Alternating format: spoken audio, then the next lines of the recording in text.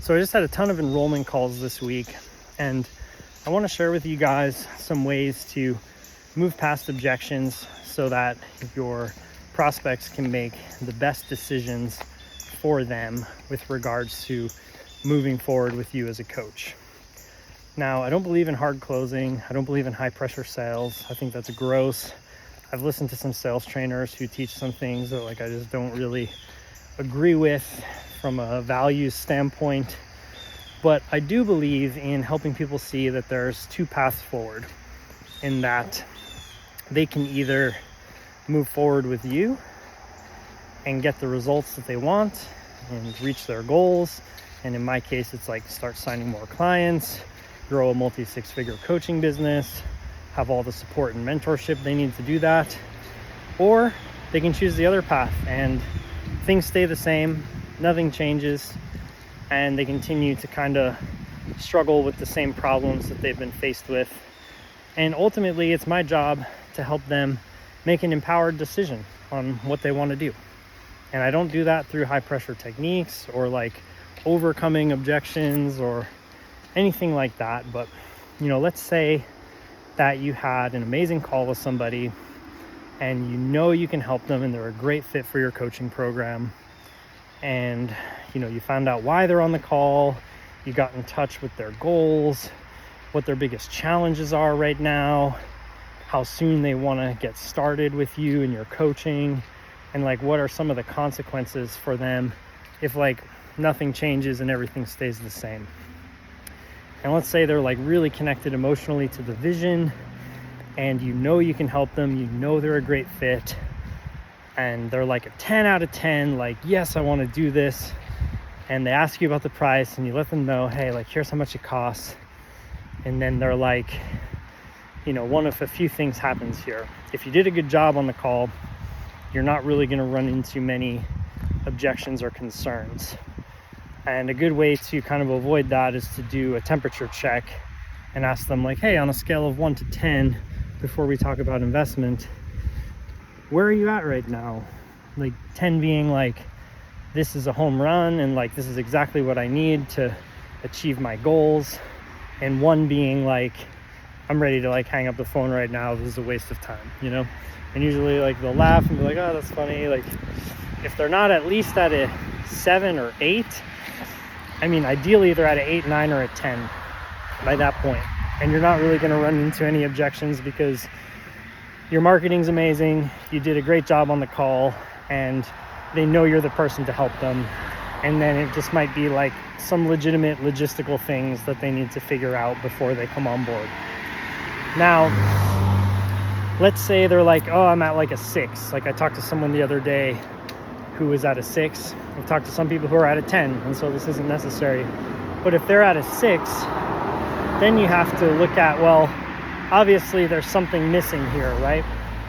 So it's well, sounds like you have a little bit of doubt if this is the right choice for you or not. So, what do you think is missing that would keep you from saying that this is a 10?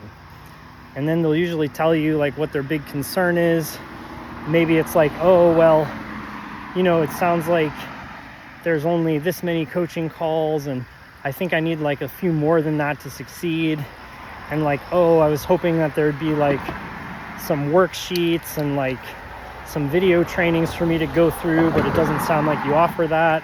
And then you have a very fair chance to address all their concerns right there and create a better pathway forward to help them see that, hey, your program is in fact a 10 out of 10. It's perfect for them. You can help them, and here's why. Now, bit of a busy road for a second. So let's say they're it's a 10 out of 10.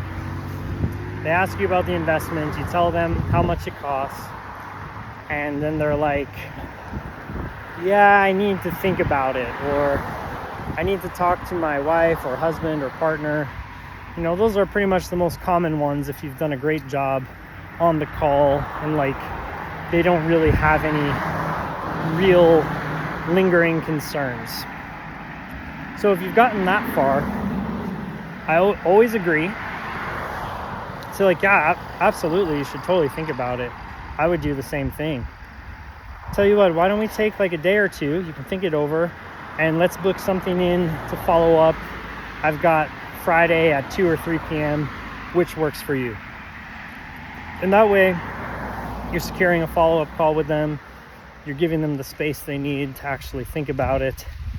And you've also dropped the sales resistance, because like some people would teach you like you gotta like twist their arm and like force them to make a decision now and make like a high pressured sale, and that's not good. Like that's not great. You definitely don't want to go into a coaching relationship like that.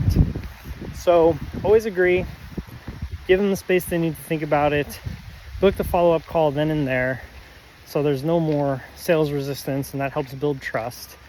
And then you got to find out like what are they actually thinking about, or what do they actually want to talk to their partner about, because you have the best chance to help them make the best decision and explain to them what they need to know to make that decision and make the best choice for them. Like I was talking about the 2 paths earlier. Do they want things to remain the same, or do they want to make a change and get the results that your coaching offers?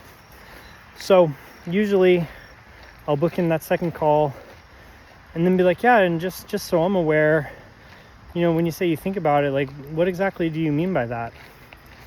And then they might tell you, like for some people, they're like, well, I'm actually like a little apprehensive if this is going to really work for me. And now you have the real objection, and you can say, okay, well, tell me more, just so that I have some clarity. And then they'll be like, well, you know, I tried like this other coaching program in the past, like I was telling you about, and it didn't work for me, and I'm just not sure if I'm like ready to invest again. And then in this situation, you might say like, okay, well, you know, what do you think was missing from that other program that caused you to miss out on getting the results you wanted? And then you'll find out the real reason. Well, I was getting on all these group calls and they just didn't really have the support that I needed on those group calls. I had to wait 50 minutes to talk to the expert. They have more and more new people joining the program every week, so the time on the calls to actually get my questions answered was shortened, and then I couldn't even make half the calls because they weren't scheduled at a good time for me. And so now you know what the real concern is, what the real objection is, and you can handle that then and there and give them the clarity they need so that while they're, you know, thinking about it, they can actually make the best decision for them. Now, in some cases, if you have a high level of confidence in the fact that they want to sign up and that was really their only concern, you can loop back around to asking them if they want your help and if they want to enroll today. And that way they have the freedom to choose. Like, actually, you know, I'm just going to like take these couple days like we talked about and, you know, come back to you when we meet on Thursday or Friday or whatever it was. And then that's totally fair, but at least you've given them the clarity that they need to make the best decision for them, and they're not talking themselves out of joining your coaching program because of being misinformed about how you can actually help and what you actually offer. So just to go back to the example I talked about where the concern was that there was a lack of access to the expert, the group calls weren't at a good time, and you know, they had to wait in the queue to get their questions answered, and it was very minimal, shallow information that actually didn't help them. Well, you know, you could say something to the effect of like, yeah, I totally get that. That must be tough. You know, not getting the support you need in a coaching program doesn't sound great.